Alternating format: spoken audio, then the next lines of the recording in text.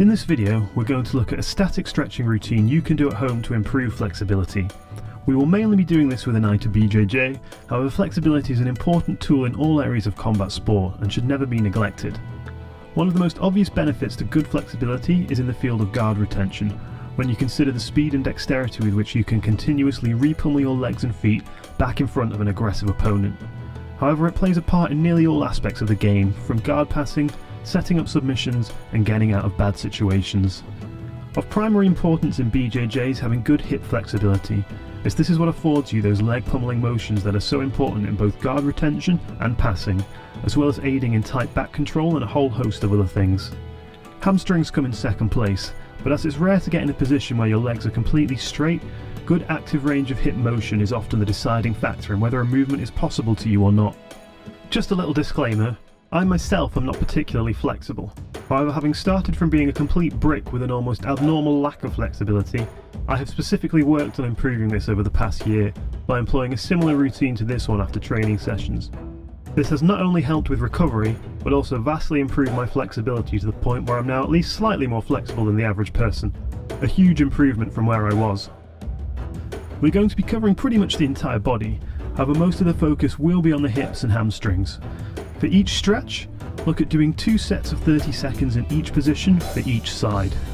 There's no point in doing much more than this, as we're not looking to get ridiculously flexible just for the sake of it, and past a certain point of flexibility you will start to see diminishing returns, and even an increased chance of injury, as your proprioception will no longer prevent your body going to harmful positions under the duress of rolling or fighting.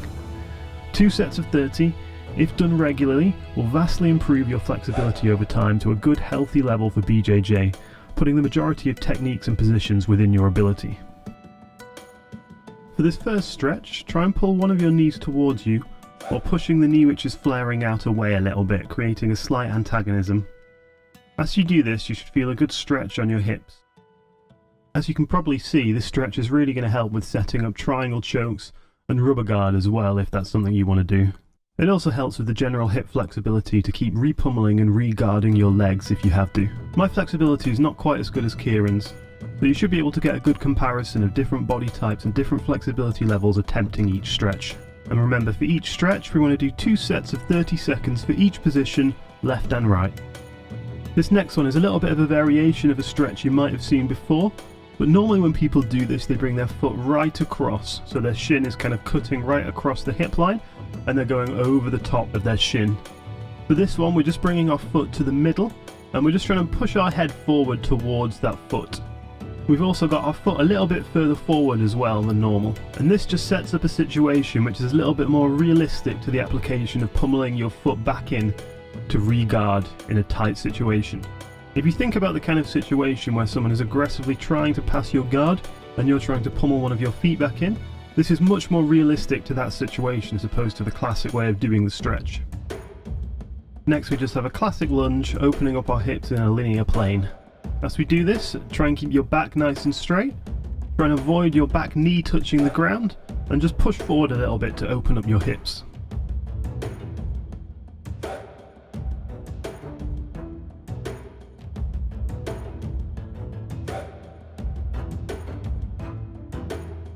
Finally, for the hips we just have another variant of the lunge, involving an inwardly rotated back leg. This simulates the kind of action you would do if you're knee cutting trying to pass someone's guard. Try and push your back knee back into the wall to the point where you're getting a bit of a stretch, but it shouldn't really be that painful.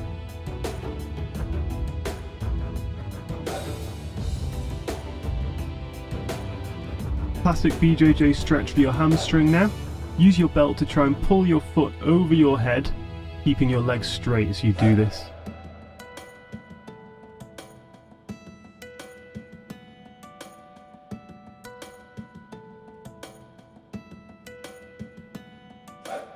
You can also try and reach up to touch your foot if you want to add a dynamic component to it. For the standing hamstring stretch, you want to have your back leg bent with your front leg straight, your back foot flat on the ground, with your front foot angled up at about a 45-degree angle, with just your heel touching the ground. Try and lean forward into it and you should feel the stretch on your hamstring.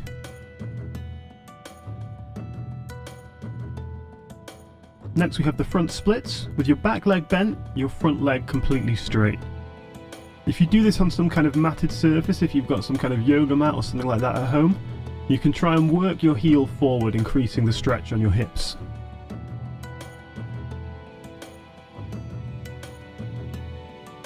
Next, the wide forward fold.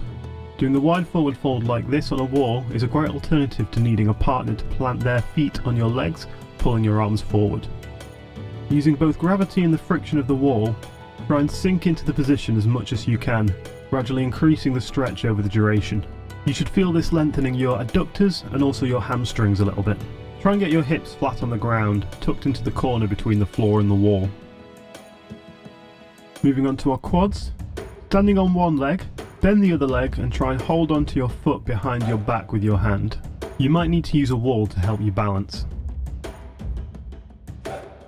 As you hold the position, try and push your hips forward as well to help lengthen the muscle. Our second quad stretch combines the previous one with a lunge. Starting in a lunge position, place your back knee on the ground, bending your leg, grabbing your foot behind your back. You should also push your hips forward a little bit, just like in the previous stretch, which should also help to further stretch your hips.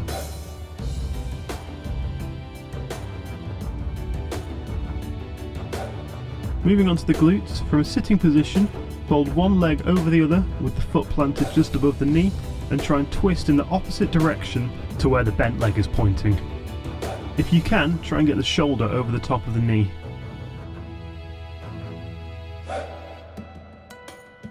Again, as you can see, I'm not quite as flexible as Kieran, so instead I just try and twist as far as I can, grabbing onto my leg. For your calves, brace yourself against the wall with your front leg bent and your back leg completely straight. Touch the ground with your back heel. As you do this, try and lean forward into the wall and you should feel a stretch on your calf. You can also add a dynamic component to this one by putting both your feet in the back position, alternating between touching the floor with each heel. It can be quite common to suffer cramps in your calves when rolling, especially when doing anything involving some kind of leg tension, for example going for a triangle or even trying to stabilise an opponent for an armbar. Because of this, it's definitely worth working on flexible calves. Moving on to the upper back, the child's pose will stretch out your lats. Try and bring your hips back as far as you can, resting your forehead on the floor. Try and walk your hands forward a little bit as well, just to increase the stretch.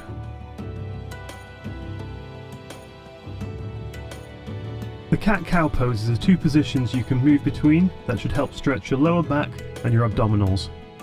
For the cow, lift up your head and push your belly towards the ground, stretching your abdominal muscles. For the cat, push your hips forward underneath your spine and drop your head under your shoulders. This should stretch your lower back muscles. As always, spend 30 seconds on each pose, moving between the two of them twice. This next stretch on the door frame will target your chest, bicep, and even your forearm a little bit. Plant your hand on the inside of the door frame and simply turn away from it. You should feel this in your chest, but also running down your arm. Do it on both sides. For this tricep stretch, try and reach one hand over the top behind your back, grabbing onto the elbow with your other hand. Once you've got to the position, try and push both your elbows backwards.